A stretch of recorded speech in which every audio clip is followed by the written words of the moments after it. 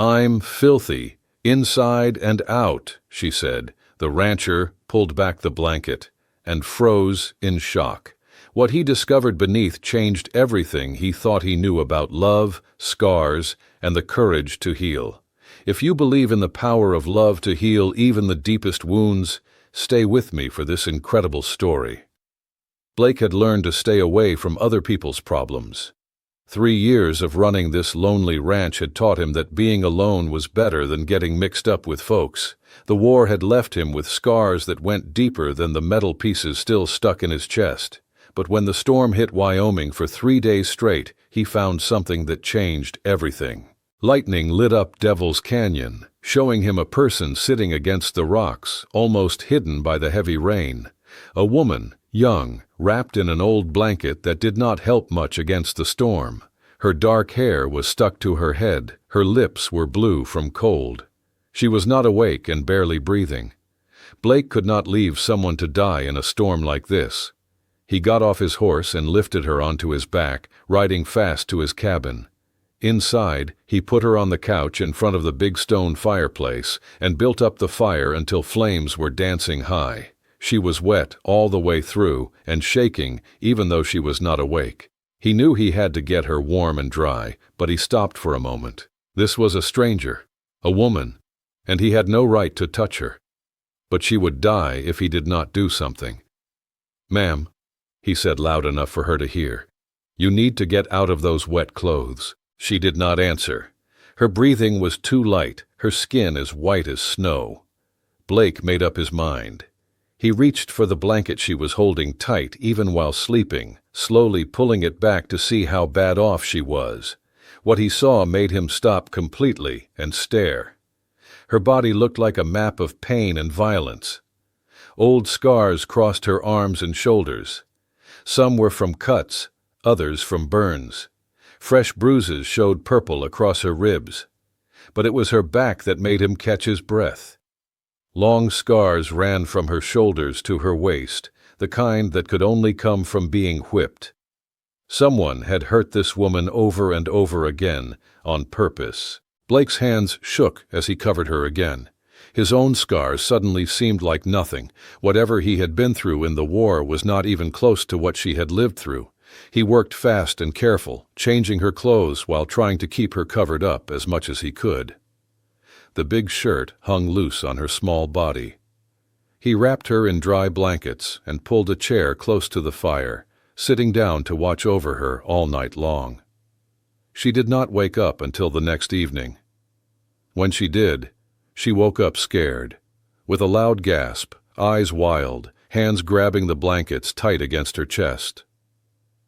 "Easy now," Blake said from his chair. "You're safe. You're in my house." She looked at him with eyes the color of storm clouds, gray with little bits of blue. Her eyes moved all around the room, looking for ways to get out, checking for danger. This was a woman who had learned to stay alive by always watching out for trouble. "Who are you?" she said in a voice that sounded broken and rough. "Name's Blake. I found you in the storm. You were about to die." She looked down at herself, at his big shirt covering her body. Her face went white. Did you touch me?" "I changed your clothes to save your life," he said gentle-like. "Nothing else. You have my word on that." Tears came to her eyes, but she blinked them away fast. "My name is Rose," she said after a while. Over the days that came after, Rose started to get better, slow and careful. Blake never pushed her, never asked for more than she was ready to give. But one evening, when she tried to lift a heavy pot from the stove, she cried out and almost dropped it. "Let me see that arm," he said gentle. "No." But her voice broke when she said it. "You don't understand. I'm dirty. Dirty inside and out. You should not touch me." Blake felt his heart hurt for her. "Who told you such a thing?" She laughed, but it was not a happy sound. "Every person who ever put their hands on me." He got down on his knees in front of where she sat, looking up into her gray storm eyes. "I don't know what happened to you before, but I know this much. No person is too dirty to be helped. No one." You don't know what I've done. What's been done to me? Then tell me about it. For a long time, she did not say anything. Then, slow and careful, she started to talk. Her real name was Rose Miller.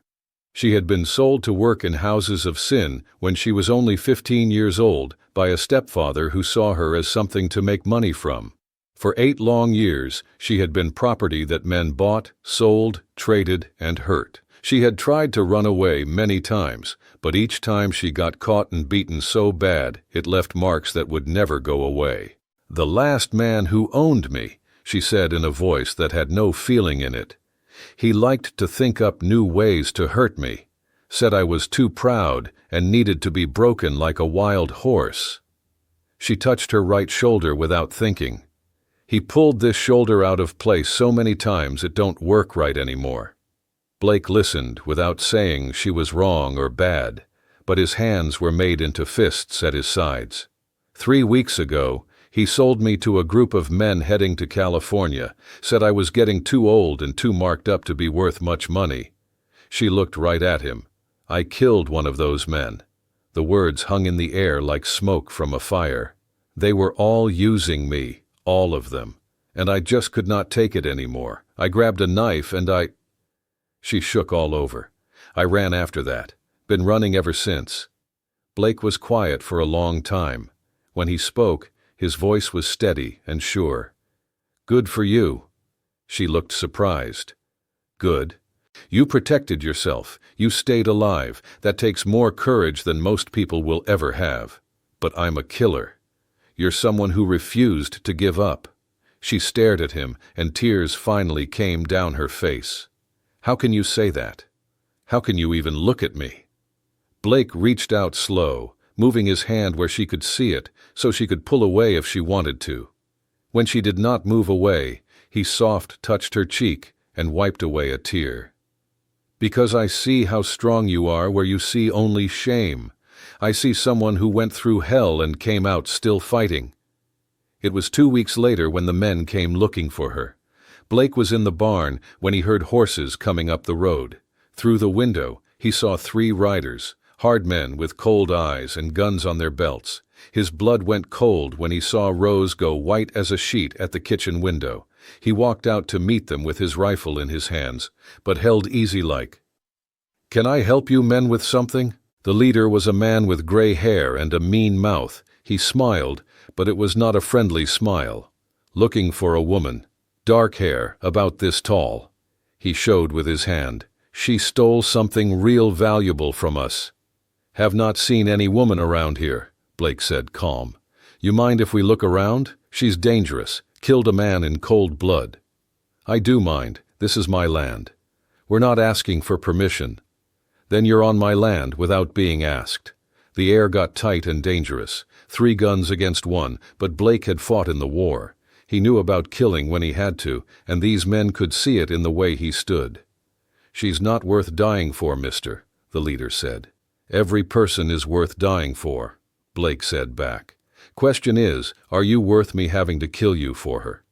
It was a long, frozen moment where nobody moved. Then the leader spit in the dirt and turned his horse around hard. "This is not over." They rode away, but Blake knew they would come back. That night, Rose was shaking all over. "I have to leave this place. I can't bring this trouble down on you. You are not going anywhere."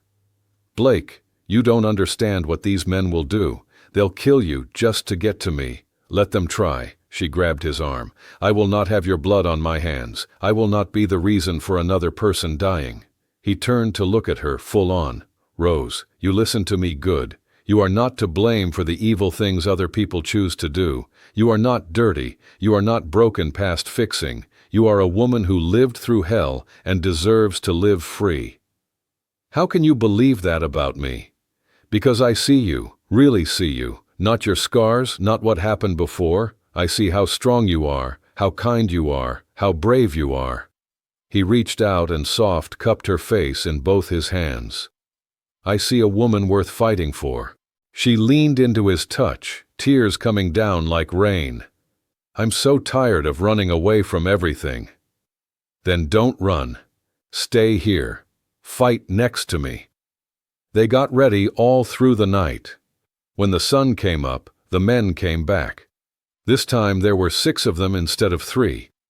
The fighting went on for hours. Bullets broke windows and made holes in the wood walls. Blake and Rose fought back to back, covering each other, protecting what they had started to build together. In the end, it came down to just the leader and Blake facing each other in the yard outside the house. The man was fast with his gun, but Blake was faster. The war had taught him that being fast meant staying alive.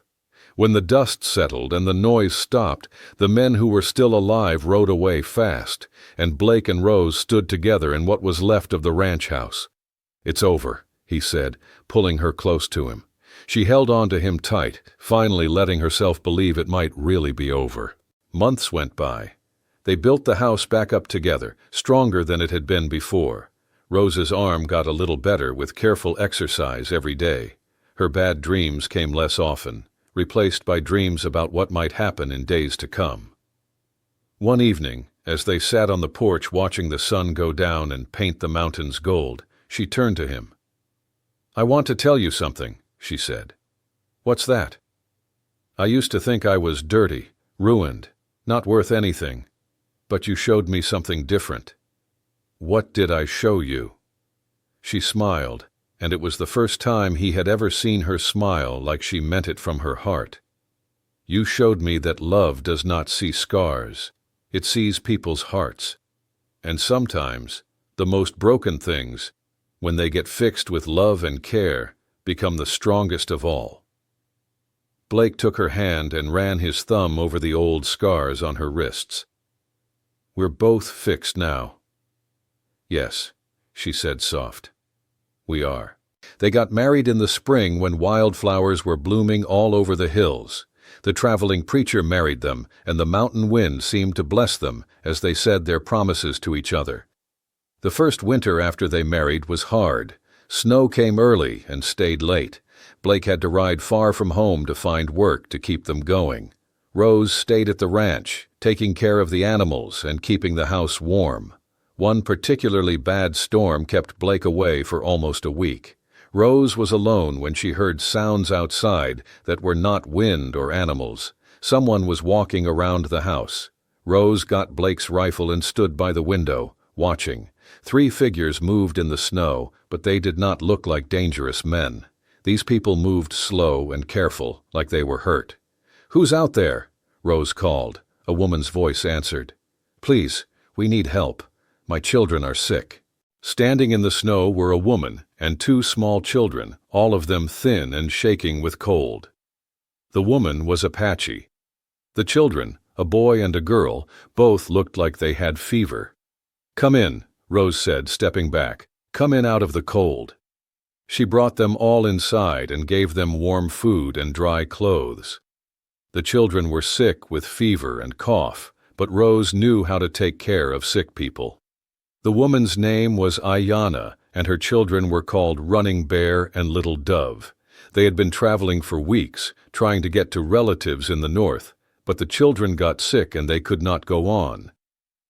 "My husband died of the same sickness," Ayanna explained. "I'm trying to save my children." Rose took care of them for 4 days before Blake came home. When he walked in and found 3 strangers in his house, his hand went to his gun. But Rose quickly explained what had happened. Blake looked at the woman and her children, then at Rose. He could see in Rose's face that helping these people was important to her. "They can stay as long as they need to," he said. The children got better under Rose's care. Ayanna was grateful and wanted to do something to repay their kindness. She taught Rose how to make medicine from plants and how to preserve food for winter. When spring came and the children were well, Ayanna and her family moved on to find their relatives. But before they left, Ayanna gave Rose a gift, a small leather bag filled with seeds from healing plants. "You have the heart of a healer," Ayanna told her. "These seeds will grow medicine that can help many people." After Ayanna left, Rose planted the seeds behind the house. As they grew, she learned which plants helped with different kinds of sickness.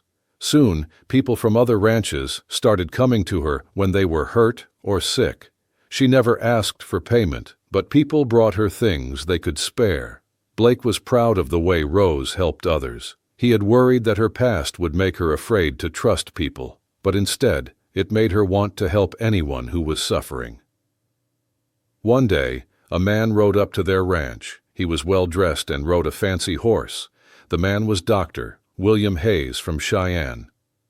"I've been hearing stories about your wife," he told Blake. "People say she can heal sickness better than most doctors. I run a clinic in town. I need someone with her skills." Rose looked at Blake. They had never talked about her leaving the ranch to work somewhere else. "I'd need to think about it," she said. After Dr. Hayes left, Blake and Rose talked long into the night about what he had offered. "Do you want to do it?" Blake asked. "Part of me does. I like helping people get well, but I don't want to leave you or this place." "You would not be leaving me. Cheyenne is only a day's ride. You could work there part of the time and be here part of the time." In the end, Rose decided to try working with Dr. Hayes. She would go to Cheyenne for a week every month and work at his clinic. The rest of the time, she would be at the ranch with Blake. The arrangement worked well. Rose found that she loved the work even more than she had expected. Dr. Hayes was a good man who treated her with respect and valued her knowledge. The people in town quickly learned to trust her gentle ways and her skill with medicine. One day, while Rose was working in Cheyenne, a young girl was brought to the clinic. She was about 14 years old, thin and scared, with bruises on her arms and fear in her eyes that Rose recognized right away. The girl's name was Sarah, and she had run away from a place where men had been hurting her. She was sick and scared and did not trust anyone. Rose spent extra time with Sarah, talking to her gentle and taking care of her hurts. She did not ask too many questions at first, just made sure the girl felt safe. "You're safe now," Rose told her. "No one will hurt you here." Sarah looked at Rose with eyes that had seen too much. "How do you know? How can you be sure?" Rose sat down next to the girl and spoke soft. "Because I know what it's like to be where you are now. I know what it's like to be hurt by people who should protect you instead. And I know it's possible to get better and have a good life again." Sarah stared at her. "Really? You really know?" "Yes," Rose said. "I really know." Over the next few weeks, Rose took special care of Sarah. She helped her get stronger and healthier. She also helped her learn that not all people were dangerous and that she could have a different kind of life. Dr. Hayes helped too. He knew people who could give Sarah a safe place to live and a chance to learn skills that would help her take care of herself. With Rose and Dr. Hayes looking out for her, Sarah began to believe that her life could be different. "I want to help other girls like me someday," Sarah told Rose one day. "I want to help them the way you helped me." Rose smiled. "I think you would be very good at that." As the years went by, Rose and Blake's life settled into a good rhythm. They had their ranch and their work, and they had each other. Rose continued to work at the clinic in Cheyenne and help people at the ranch. Blake's cattle business grew, and he became known as a fair man who kept his word. They faced hard times too, like when a drought lasted for 2 summers and they almost lost the ranch. But they faced the troubles together, supporting each other through the bad times and celebrating together when things got better. Rose never had children of her own. The damage that had been done to her body when she was young made that impossible. For a while, this made her sad. But she found other ways to be a mother. Young people like Sarah often came to her for help and guidance.